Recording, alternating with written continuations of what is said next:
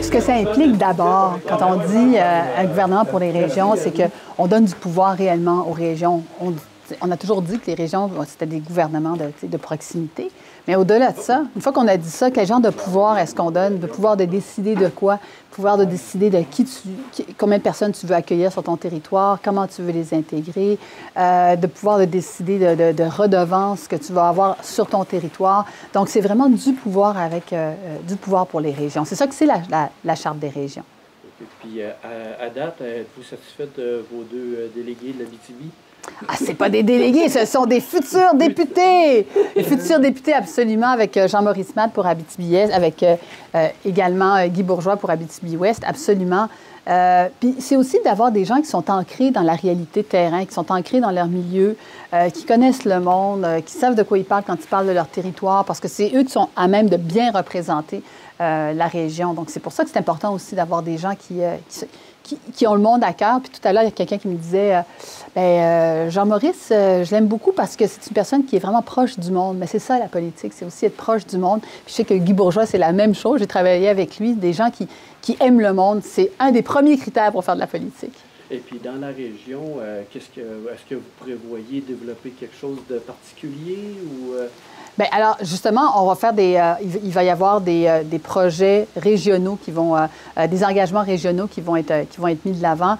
Mais regardez autour de vous, là, l'eau, la forêt, ça, ce sont des éléments qui sont extrêmement importants dans les projets qu'on veut faire. Puis quand on parle de développement économique, il faut que ça se fasse pour lutter contre les changements climatiques.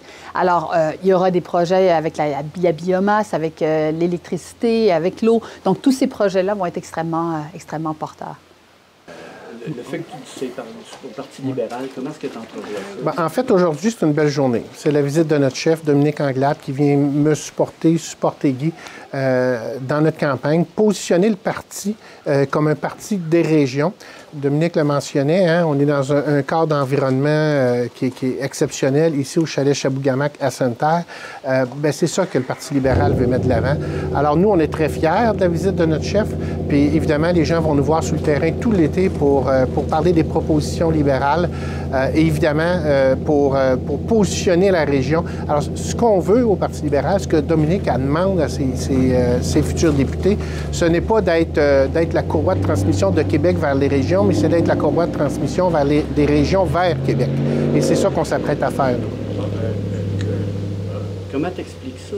OK, tu te parles que le pouvoir devient aux régions.